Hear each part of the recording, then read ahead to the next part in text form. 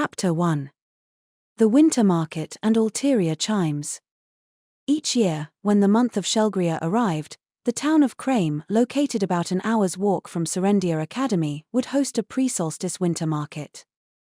Monica had been to the town once before, as part of her mission to protect the second prince. This time, she found it even busier, with many more stalls and booths. The Kingdom of Riddle's winter holiday spanned 10 days, starting with the solstice and ending on the last day of the year. Most stores were closed during the holiday, so people had to get all their shopping done before the solstice. Serendia students had the day off, so Monica had come to the winter market with Isabel Norton, her secret collaborator in her mission to protect the prince, and Isabel's servant, Agatha. "It's always so crowded here. Now I'm tense." Despite her anxiety, Monica was doing fairly well. Last time, she'd been so scared of the crowd, she'd curled up into a ball in the middle of the street. Monica, shrinking in on herself as she walked, was wearing the clothes Louie had gotten her for outings, plus a coat. Next to her, Isabel had on a dark yellow dress with a fur wrap.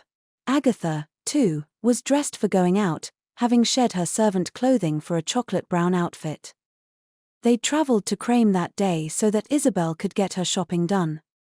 As Monica stared at the ground, Isabel turned to her and said in a cheerful tone, "Let's head straight to the market, my dear elder sister." Her expression was full of obvious excitement. "My lady," Agatha softly chided her, "others from the academy may be here. Please be careful." "Oh, that's right. Then allow me to act as a villainess should." Isabel took a few steps away from Monica, then jerked her chin upward. "Come with me, bag carrier," she declared. "And if you don't keep up, you'll most certainly regret it." As it happened, the villainess currently treating Monica like a bag carrier always arranged for her purchases to be loaded onto their carriage, so it was all but guaranteed there would be no bags to carry. The winter market consisted of open-air booths and stalls radiating outward from the town square, and many of them dealt in food to last the holiday, sweets that would keep for a while, and wreaths to celebrate the solstice. A few shops would create custom-order wreaths on the spot to match their customers' tastes. Solstice wreaths were meant to ward off evil, and it was said that decorating your home with one would protect you from disaster and bring good fortune for the new year. Monica had made one with her father when she was a child. She remembered calculating the ratio of vine to ribbon and the position of the pine cones. Seeing all these wreaths sure brings back memories. Her foster mother had bought pre-made ones, and ever since Monica had joined the Seven Sages and started living in her mountain cabin, she hadn't bothered with them at all. As Monica gazed at the wreaths, decorated with a rainbow of colored ribbons, Isabel stopped in front of a hard candy shop. "First, I need souvenirs, for when I return home," she said. "I'd like a few different kinds that will survive the journey. Then I'd like to stop by that little shop known for its scented soaps, and, oh, yes, I should buy a new book or two for the children at the orphanage." Books might seem like an item one could just as easily buy in County Quebec, but apparently it took time for newer volumes to arrive out east. Crame, on the other hand, was relatively close to the capital, so you could find the latest popular books without any trouble. As Isabel counted off what she wanted to buy on her fingers, the ever-sensible Agatha gave her some advice. "The soap shop is straight down this road on the corner, my lady. The bookstore, however, is on a different street. Then let's buy the sweets first. I'd like some you can't find so easily back home." Isabel's main goal for this shopping trip was to procure souvenirs to take back to Quebec with her. The month of Shelgria was in full swing, and Serendia Academy's winter break would begin the following week. People in Riddle spent the time between the winter solstice and the new year with their families, the students would all go home, and the dorms would be completely shut down. After Isabel had bought 10 boxes of hard candy for her family and their servants and directed the clerk to transport it to her carriage, she sighed and looked a little forlorn. "Oh, if only you could spend the winter holiday with me." Isabel had invited Monica to come home with her, and at first, Monica had planned to do just that. Isabel and her family had been incredibly helpful, and she wanted to thank them all properly. But 2 days prior, Mary Harvey, the Starseer Witch and another of the Seven Sages, had seen an omen in the stars, and the situation had taken a sudden turn. This winter, a dragon raid will befall our kingdom. Mary Harvey was the #1 prophet in Riddle, and now people were on watch for dragons everywhere in the country. And since the star seer which had prophesied it, as another sage, Monica would likely be called in to help. That was why she couldn't join Isabel for the holiday. Now that I think of it, there are a lot more guards in town today. A dragon had appeared in Crame not long ago, and the townsfolk were probably more than a little concerned about the omen. Dragons were weak to the cold, so they were usually most active from spring to summer. The majority of them hibernated through the winter, making it a rare season for dragon raids. But this prophecy was from the Starseer Witch herself, so despite the season, they had to be careful. Her predictions had saved this kingdom many times in the past. If only we could have eaten minced pie and ginger cake together for the solstice, then I could have given you a grand tour of Kerbeck. A sheen of glistening tears appeared at the corners of Isabel's eyes. She must have truly regretted this turn of events. Now, my lady, you're troubling the silent witch. Agatha's words seemed to jolt Isabel out of her fantasies. She took out a handkerchief and patted at her tears.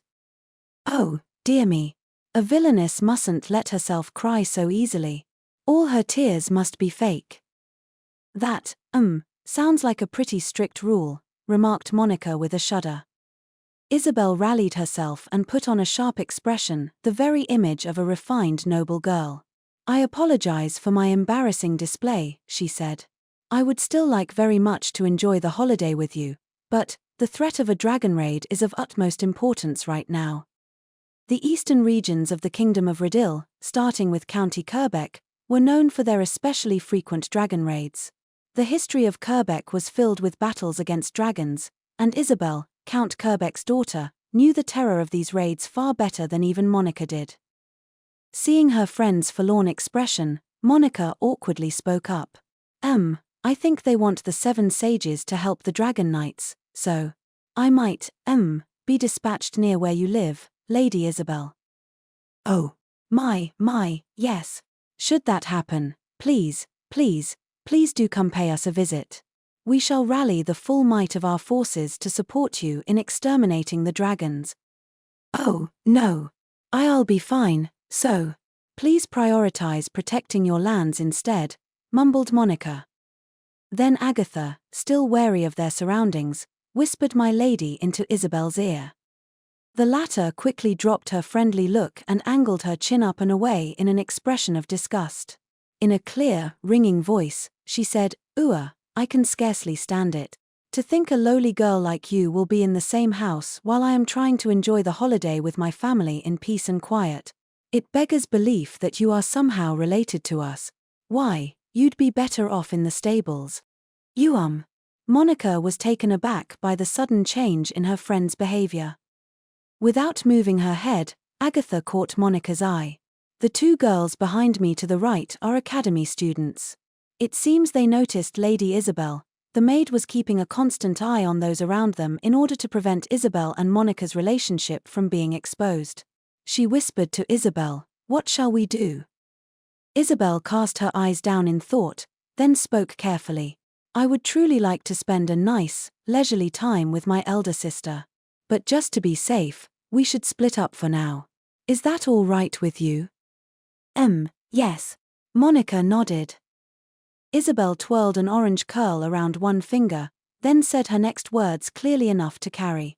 I am so tired from walking. I'm sure some shop or other is serving tea. You go buy everything I've written on this note at once. She took a note out of her pocket and thrust it at Monica. It was blank. I'll be in front of the clock tower in 1 hour. If you are even 1 second late, I'll make sure you regret it. After that, she and Agatha stepped away. Pretending she just noticed the 2 girls nearby, she greeted them with an "Oh, good day to you." Monica took the opportunity to walk in the opposite direction. Some distance away, a man had been watching the 2 girls, Isabel Norton, daughter of Count Kerbeck, and Monica Norton, her attendant. He was in his mid-30s, with brown hair and a plain face that not many people would remember. He was of average height and build, and he wore an unremarkable overcoat. He was a hired detective, but not the kind that starred in novels, who stunned the other characters with their incredible powers of deduction and dramatically solved various crimes. Though he was a detective, he'd never deduced much of anything, really. In general, his job was to conduct background investigations and search for missing pets. That day, he was fulfilling a request to tail a certain girl, namely, Monica Norton. It seems like Count Kerbeck's daughter does indeed bully Monica Norton, he thought. The pure hate and disgust in her voice as she criticizes the girl can't possibly be an act. It was an act, but the detective didn't know that. Instead, he turned his thoughts to the purpose of his mission. My client told me to keep tabs on Monica, but is there anything out of the ordinary about her? I can't help thinking the big-time Count's daughter is a more valuable target. After being ordered to do the shopping by Isabel, Monica walked to and fro, note in hand, clearly unsure of what to do. If the man was being honest, it didn't seem like there was much point in watching her. Well, client's orders. I'll keep with it for a while, he told himself. Then he continued to tail Monica. After parting ways with Isabel, Monica wandered around pointlessly for a little while. We're supposed to meet in front of the clock tower in 1 hour, she thought. What should I do in the meantime? Since Isabel had technically ordered her to go shopping, maybe she should find something to buy. Nero had stayed back at the dorm, she could buy a treat for him. That sounded like a good idea. Not long ago, Monica would have had trouble simply walking around the crowded winter market. Now, though, she was able to look through the shops and buy things she wanted. She still had a hard time when loud clerks tried to talk to her, though. As Monica looked around for a shop with a more reserved staff, she heard 2 familiar voices. How long do you intend to keep eating? Did we not come here to look for souvenirs? Come on, we've been walking forever. I know you're hungry, too. Here, VP, you can have some of this. I don't want any. We're here to shop, so let's get down to business. But it's fun to just wander around and look at stuff. Monica's eyes automatically traced the voices to their source. A slender boy with his silver hair tied back and a tall boy with dirty blonde hair were making a nuisance of themselves in front of a stall selling food and drinks. It was Cyril Ashley and Glenn Dudley. Neither of them were in uniform. The former wore a staid outfit, while Glenn wore something a little more rustic that looked easy to move around in. Glenn noticed Monica watching them and waved. Hey, Monica, he called out. I didn't know you were coming. Whenever Monica saw someone she knew in a crowd, she was always concerned she might bother them if she approached, so she was grateful for Glenn's gesture. She scampered over. Lord Cyril, Glenn, hello. Are you here shopping? Yep, exclaimed Glenn. I'm looking for a souvenir to bring home, and... Cyril folded his arms and nodded. If a student from our school were to cause issues while away from the academy, it would harm the prince's reputation. As His Highness's aide, it's my duty to keep an eye on the underclassmen, and I happened to bump into him, so now we're shopping together, interrupted Glenn, apparently taking no offense at Cyril's words. Then he reached into the paper bag in his hand and brought something out. It was a fried cake, about as big as if you made a loop with your thumb and index finger, cooked to a perfect golden brown. Here, said Glenn, holding it out to Monica. Oh, thank you, she managed, receiving the piping hot cake and taking a small bite. The egg and wheat dough had a gentle flavor, and there was apricot jam inside. While the filling was a little tart, it went well with the plain sweetness of the dough. Monica breathed in and out, trying to cool the hot jam in her mouth as she ate the cake. Cyril patiently waited for her to finish, then asked, Are you here by yourself, Accountant Norton? No, I'm with Lady Isabel. I'm, not with her at the moment, but, we're supposed to meet in an hour. Cyril's face darkened.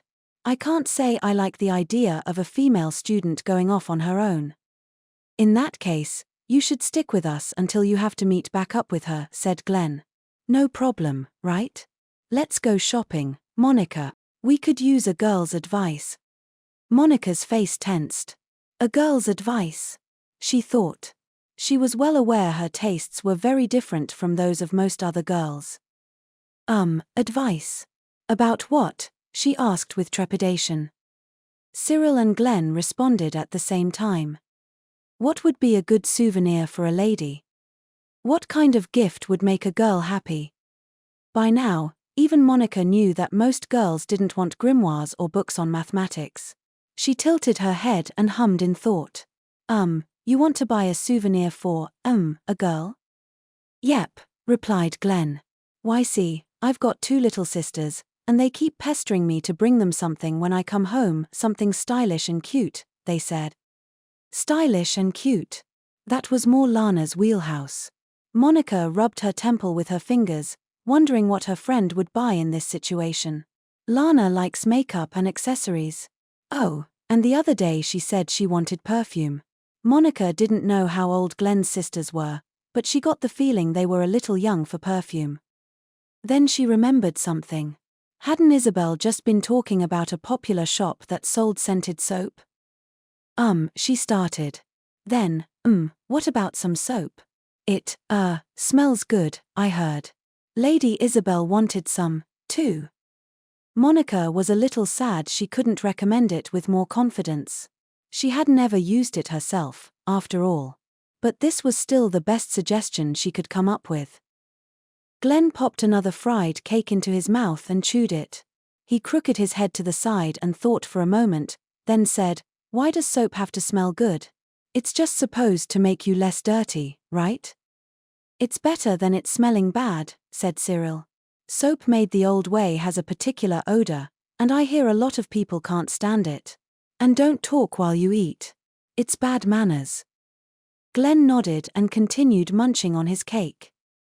Cyril sighed in exasperation, then looked at Monica. Do you know where the shop selling this soap is, Accountant Norton? Oh, yes. According to Agatha, it was right down the street, at the corner. Would you mind showing us the way? Not at all, she replied enthusiastically. There wasn't much she could do in this situation, but having a friend and someone she respected rely on her made her chest tingle with joy. When they arrived at the soap shop, they found it bustling with female patrons. Apparently, it was quite popular. A few of the customers appeared to be noble girls from Serendia Academy, here with their servants. The way they kept glancing at Cyril and Glenn all but gave them away. Whoa, you're right, exclaimed Glenn as soon as they were inside. It smells so nice in here, like flowers. The shop's display shelves were covered with cloth featuring tiny flowers, atop which herbal and floral scented soaps sat in adorable paper wrappings. One variety even had rose petals suspended in the bar. Glenn stared at the item's sales copy, looking mystified. It says Lady Barlock uses this. But who's she? He asked.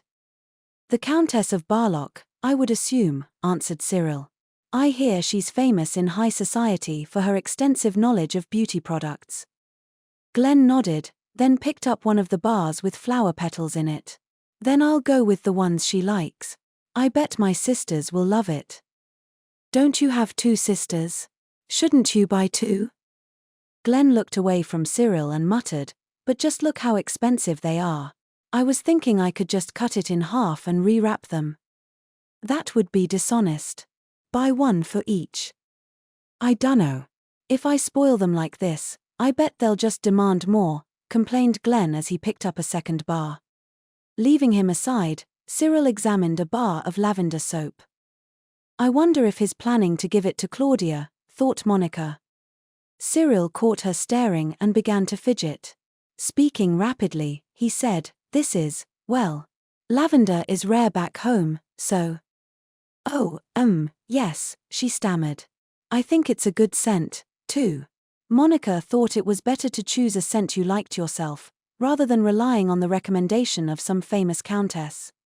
Cyril smiled but looked somehow dispirited. All right, then, he said. I'll go with this. As she watched him head to the counter, she cast a sidelong glance at the lavender soap. I don't know if I can stop by this year now that there's the possibility of a dragon raid. But if I can't go myself, I can still send something.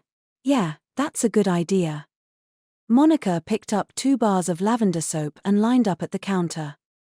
After the 3 of them left the soap shop, they began to hear a clear jingling sound from somewhere. Glenn turned and fixed his gaze on a small square around the corner.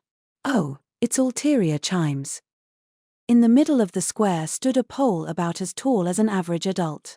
Several small, thin metal tubes hung from it, with snow crystal-like decorations occupying the gaps between them.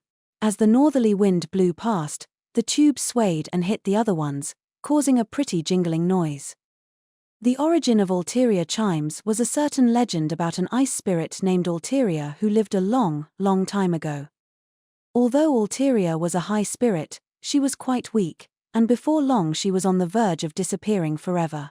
In order to ask the god of the spirits for help, she mustered what little strength she had and created chimes made of ice. These weren't just any chimes, however, they were made from winter's beauty and produced an incredibly clear, refreshing sound. As she rang her chimes, Ulterior called out to the god of the spirits. Oh God, I beg of you to notice me, your humble servant. Oh God, I beg of you to lend me your ear and hear my lowly voice. Oh God, I beg of you, please grant me the smallest of your blessings. Hearing her chimes, the god of the spirits blessed Ulterior and rescued her from her sorry fate. That legend gave rise to the tradition of ulterior chimes. By ringing the chimes and praying, you could receive God's ear and blessing. In other words, whatever you wished would be granted. Back home, said Glenn, whenever winter comes, we set one of those up at the school or the church or wherever. Do you think we could go over and ring them? Glenn, do you, have a wish you want granted? Asked Monica. Not exactly, he replied, scratching the back of his neck in embarrassment. I just want, to promise to do my best. I see, said Cyril, sounding impressed. So you have a goal in mind and wish to swear a divine oath. I admire your attitude. Heh. Glenn chuckled, then pulled a rope attached to the ulterior chimes. The metal tubes and the snow crystal decorations hanging between them jingled. While they were still ringing, Glenn shouted, I'm gonna work hard at my magecraft training. It was a good oath to make, but the fact that he'd yelled it caused people nearby to stop and stare. Monica flinched away from all the attention. Glenn turned to her next. You too, Monica, wanna ring them? Hui. Normally, she would have turned down such an offer. But Glenn's promise to work hard just now had really struck a chord with her. She felt she could understand, if only a little, why he'd wanted to make it. My goal. She stepped forward and took the rope. Then she closed her eyes, as if to confirm how she felt inside, and at last she began to speak. The first time I came here, I was so scared, I couldn't take a step until Glenn found me. She'd squatted, shut her eyes, and cleared her thoughts of everything except numbers. The only thing she could do was retreat into her own mind. She'd never even considered taking action by herself. She'd always let some gentle hand pull her along. But, today, I can walk around normally. Even though there are more people than last time. So, she rang the ulterior chimes. The metal tubes and snow crystal decorations shook, producing a beautiful jingling sound. I want to keep getting better at those kinds of things. She wasn't able to word her promise very well, but it had clearly come from the heart. As she let go of the rope and turned around, Cyril nodded, his arms still folded in front of him. Glenn Dudley. Monica Norton. Yes, sir. Why yes? He looked at his 2 underclassmen as they straightened up. I have high hopes for both of you, he said briefly. Monica and Glenn exchanged glances and smiled. The only reason they decided to break character, ring the ulterior chimes, and swear their oaths was because they'd had an upperclassman there to witness it. Hearing that from you makes me even more determined, VP, said Glenn. Heh. Yeah, Monica agreed. The northerly wind blew again, causing the ulterior chimes to sway and jingle. As Monica listened to the sound, she silently repeated her oath, "I promise to keep doing my best." After all, she had a friend and an upperclassman willing to support her without laughing, no matter how small and silly her goal was. That day, while Monica and the others were shopping in Crame, Felix Arkridil, the kingdom's second prince, was sitting on the couch in his private dormitory room, polishing a pocket watch. It had been specially made for him, with the royal family's emblem engraved into the metal. Neither that nor the fact that it could tell the time was important to him, though. He closed the case, then twisted the bottom slightly. When he opened the lid back up, a hidden compartment beneath the face of the clock had become visible. In it was embedded a large aquamarine, the stone of contract signifying his pact with the spirit Wildianu. Aquamarines weren't particularly rare, but they were said to be worth more the deeper their coloration. The one in Felix's hand right now was an extremely deep blue, a stone of the highest caliber. Once, this stone had been worn around the neck of a noblewoman.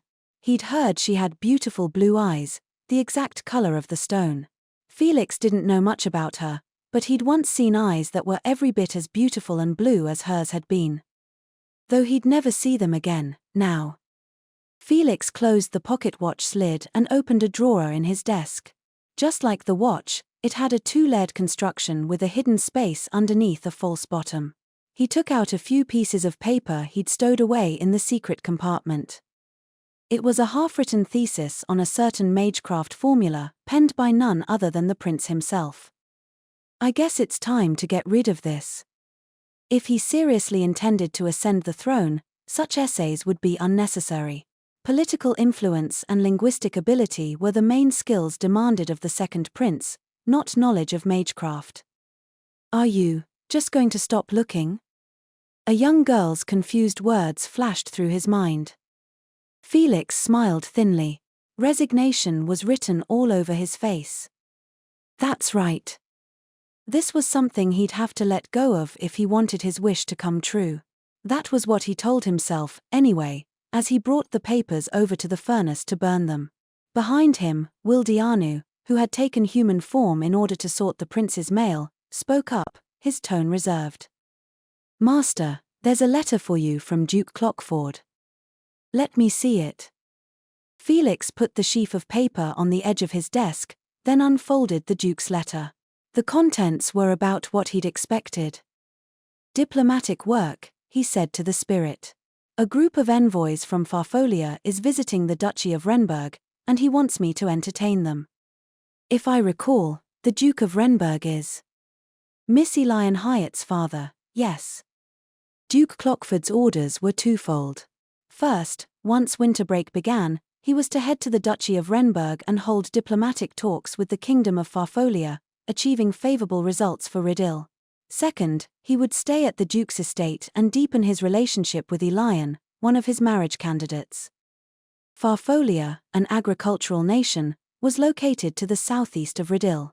There was little doubt the talks would concern trade. The kingdom was a vital ally.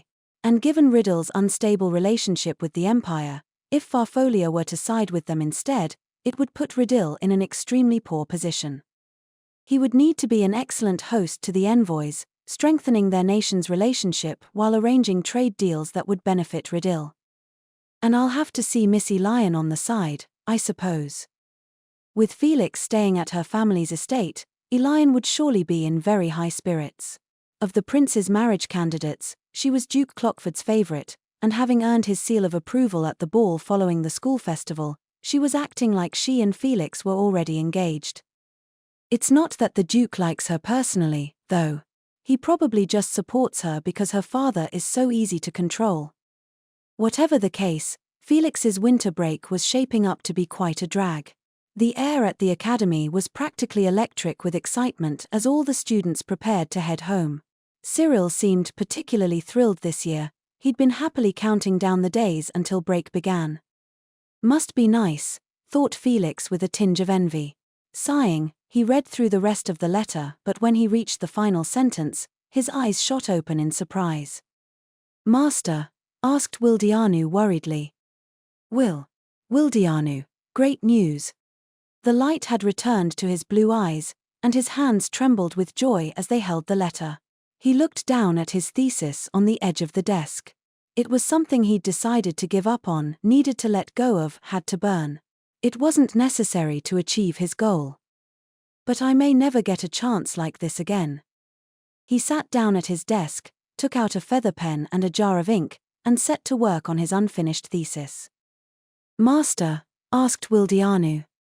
"Sorry," replied Felix stiffly, his pen dancing across the page. "I'd like to focus for a while. Please don't talk to me." The corners of his lips turned up in irrepressible joy, and his cheeks flushed. He was going to savor every moment of this.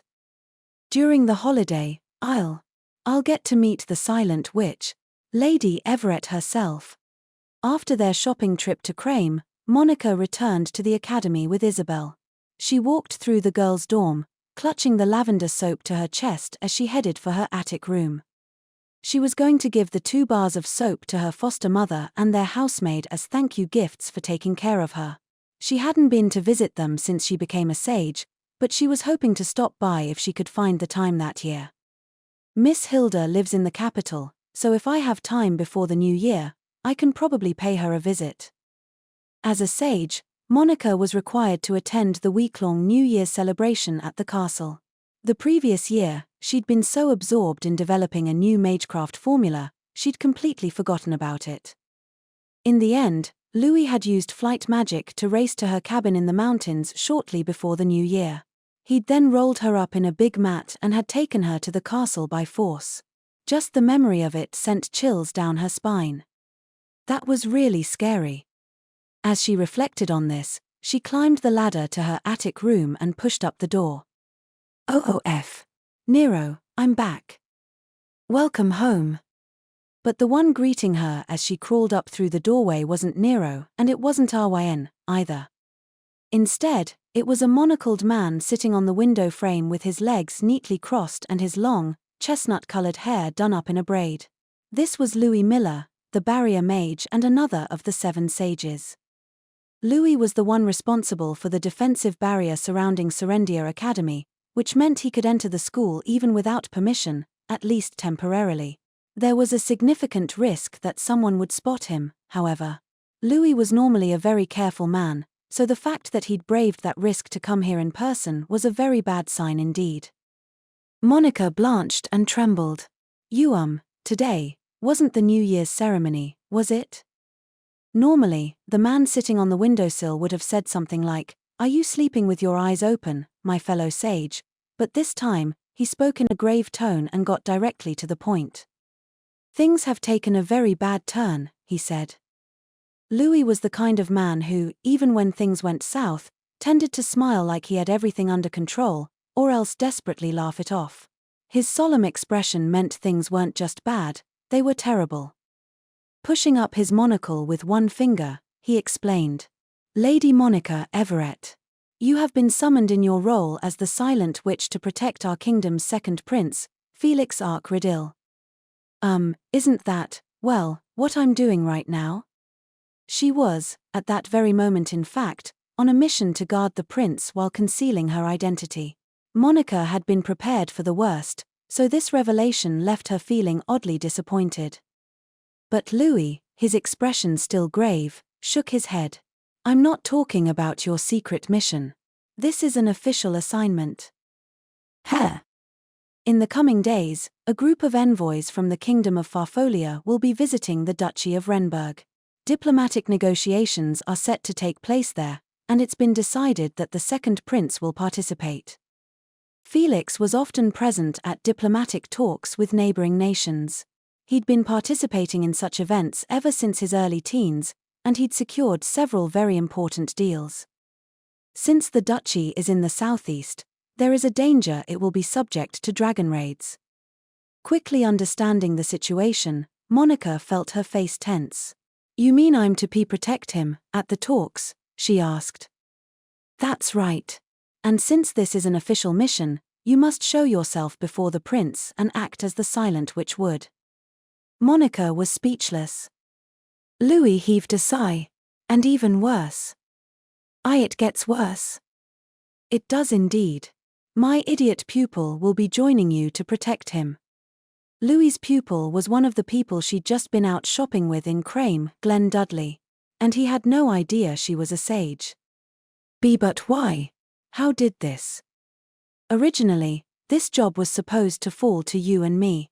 But those geezers in the central regions are wetting their pants over this dragon raid business and are demanding that the barrier mage remain in the royal capital. Louie was second to none in Riddle when it came to defensive barriers. While Monica could cast them faster than he could, he was far superior in all other aspects, such as strength, scope, and duration. Some even called him Riddle's guardian deity. Allow me to repeat for you what those rotten ministers said to me. Oh, come to think of it, you have a very talented pupil, don't you, my lord? You can simply send him on the mission instead. That solves everything. Ha ha ha. Their suggestion went uncontested, and now, as they say, here we are. Apparently, some of the kingdom's most prominent figures had witnessed Glenn's efforts during the festival play. After seeing him in action, they'd decided he was very talented and more than capable of protecting the prince. Louie had objected, of course, but due to the dragon raids, Riddle simply didn't have enough people to go around. Louie had suggested that in that case, they might as well send the Silent Witch alone, but he hadn't been able to convince those in charge. Anger seeped into the edges of his words, and his face twisted into a wicked expression. But Monica didn't have any time to be afraid of him. I have to openly guard the prince as the Silent Witch. And with Glenn around. While concealing my identity. It was reckless, no matter how she thought about it. She could pull her hood low over her face, but her voice would give her away the moment she opened her mouth. If I talk, they'll know it's me. That's why I'm thinking of having an attendant go with you to speak on your behalf. Someone who knows you, knows your identity, and doesn't let secrets slip. Can you think of anyone like that? Sadly, the Silent Witch didn't have any such acquaintances. As for people who knew her identity, she could only think of Bernie Jones. But as the son of a count, he was very busy. She couldn't possibly ask this of him. That leaves Nero, I guess? He's the only one. He could transform into a human and serve as my attendant. But could Nero even manage something like that? He wouldn't simply be attending to her, he'd have to speak on her behalf, too. The idea left her uneasy. As she gripped her aching stomach, Louie rubbed his throbbing temples. It seemed this was stressing out both of them. At any rate, nothing can be changed now, he said. Please pick someone quickly. All right. I'll be very clear with my idiot apprentice not to talk to the Silent Witch more than necessary and to bother her as little as possible. Thank you. Glenn was very friendly, no matter who he was with, and that was bound to cause problems. She could easily imagine him sticking his face in hers, saying something like, "Hey, Miss Silent Witch, why the hood? Why so quiet?" You'll also need your official robe and staff, Louie continued. They're both at your cabin, right? Each of the 7 sages was given a special robe and a staff. But Monica hadn't been able to bring them to Serendia Academy, as she was meant to keep her identity a secret. For that reason, she'd left both behind. We're short on time, so I'll have Arwine fetch them. Your robe's in your wardrobe, right? Yes. Monica didn't have many clothes, so her wardrobe was pretty empty. It probably wouldn't be hard to find her robe. The bigger problem was the staff. And where is your staff? Asked Louie. Let me guess, buried under some paperwork? No. My staff, I don't use it much, so, well. A mage staff was a magical item capable of stabilizing mana and temporarily amplifying it. While it was a good tool to have, most who rose to the position of sage no longer needed such support. Plus, in Riddle, the length of one staff denoted status. As a result, those belonging to sages, who stood at the pinnacle of magecraft, were needlessly long. Not only was Monica's longer than she was tall, but it was also covered in decorative baubles. It took up a lot of space and only got in the way inside her cabin. Well, the staff is. It's in the yard. The yard? Louie raised an eyebrow. Monica began fiddling with her fingers and said quietly, "I'm using it as, a drying pole." Louie Miller was left speechless, his beautiful face twisting up as it never had before. A young maid rushed down the hallway of the Serendia Academy girls' dorm. Her name was Dory, and she served the daughter of Marquis Shaleberry, Bridget Graham. She was terribly impatient, and whenever she had something to say to her young lady, she was overcome with the urge to run. But reminding herself she was currently at Serendia Academy, she kept her pace at a brisk, elegant walk. "If I embarrass myself, it will bring shame to Lady Bridget. I must be careful." She stopped in front of the door to Bridget's room and quickly took a deep breath. She wanted to keep her composure and impress the young lady she respected. She knocked and announced her presence, careful not to let her low-class accent slip out. "Please excuse me, my lady. You may enter." She softly opened the door and went inside. Bridget was the only one there, sitting on her couch and reading a book on foreign languages. Since it was a holiday, she wore a dress with a subdued design instead of her uniform. Her lustrous golden locks, her smooth, pale skin, her amber eyes framed by long lashes, Dory knew of nobody else as beautiful as Bridget. For someone like Dory, with frizzy black hair and freckles, Bridget was an idol. "She's gorgeous, no matter how many times I see her. Grandpa used to say a beauty becomes a bore in 3 days, but I never tire of looking at Bridget." As Dory stood there, captivated, Bridget marked the page in her book and turned to stare at her maid. She was waiting for Dory to tell her why she'd come. Hastily, Dory took a note out of her pocket. With the calm demeanor of a proper servant, she handed it to Bridget. "A report from the detective you hired, my lady. Apparently, the target, Monica Norton, went to the winter market in Crame." The note contained a record of Monica Norton's actions at the winter market. She had gone with the Count of Kerbeck's daughter to carry her things, but the noble girl had erupted in anger partway through the trip and ordered Monica to go shop on her own. After that, she'd encountered 2 male students from Serendia Academy and spent some time with them. Later, she met back up with the Count's daughter and returned to the girls' dorm, nothing suspicious, in the detective's view. Lately, the young lady Dory served had been investigating this Monica Norton girl. She seemed harmless and plain, but Dory had witnessed her using flight magecraft, which meant she was a mage. "I'm sure there is a very deep, elaborate reason why Lady Bridget is investigating her." Dory had a hypothesis. She believed that Isabel Norton, daughter of Count Kerbeck, was in love with Prince Felix and, in order to eliminate her rivals, had hired Monica, a mage down on her luck. The destitute mage must have falsified her identity and infiltrated the academy in order to help set up Prince Felix and Isabel, and since Bridget was in their way, they were plotting to eliminate her. "I'm sure Lady Bridget will uncover the evil mage's identity. My, she's so gallant." Dory's delusions went even further. She imagined that Bridget would unveil the evil mage, and then Felix would propose to her. "I was almost deceived by an evil mage," the prince would say. "Thank you, Bridget. Will you be my wife?" "Yes, Prince," she would reply. "I would be happy to." And so Felix would become king with Bridget as his queen, and they'd live happily ever after.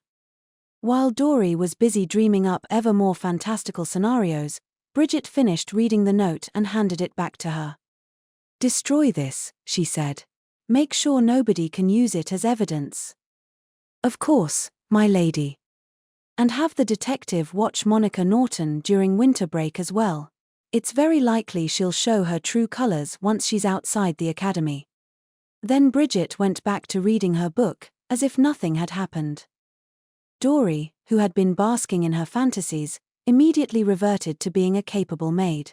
"Understood, my lady. I will inform him. Regarding other matters, the tailor responsible for the aqua blue dress you ordered the other day would like to adorn the chest with a flower decoration, with your permission." Dory had seen the dress's design. It was wonderful, well suited for the classy, mature Bridget. But the chest area did seem a bit plain. With a flower there, her young lady would be even more beautiful. But Bridget shook her head slightly. If he wants to add something, have him choose a different decoration. Yes, my lady. I'll tell him. Just then, something dawned on Dory. It seemed to her that Bridget had very few accessories or hair ornaments with flower motifs. I wonder if she doesn't like flowers. Maybe she enjoys them in vases, but not on her clothes. Dory continued privately wondering as she left Bridget's room behind. Now alone, Bridget lowered her gaze to the chest area of her dress. Now that she thought of it, another servant had recommended the same thing this morning, that a flower corsage would look very good on her. They were probably right, a floral decoration would match her outfit well. And yet she had no intention of adding one. There is only one person in the world who can give me the flower I desire, she thought to herself, her long eyelashes coming down to meet her cheeks. Winter break was about to begin, thick with schemes and secrets.